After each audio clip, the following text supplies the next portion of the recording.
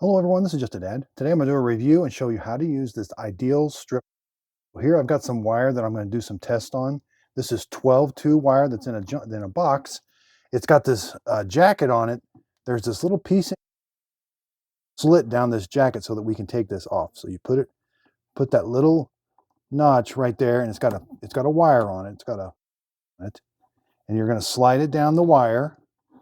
And what it does is it makes a slit in it so that it's easy to get off. Now the next thing, pull that jacket off. Now we've got a cutter. There's like a razor blade on this side. Feed the wires through. Then you're going to put the jacket right there. And then when I push down on this, it cuts that off. Now the jacket's off. I got to take this paper off. You can cut it off with this. Sometimes it just pulls off.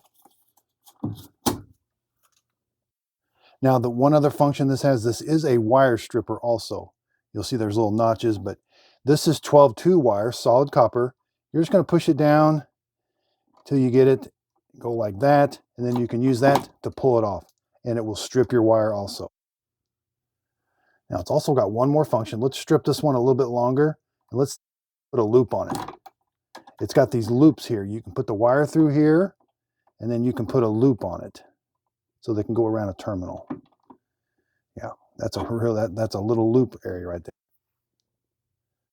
Main thing you may use it for is definitely doing this little cutting, making a slit down this jacket here. That is the main thing I used to use it for.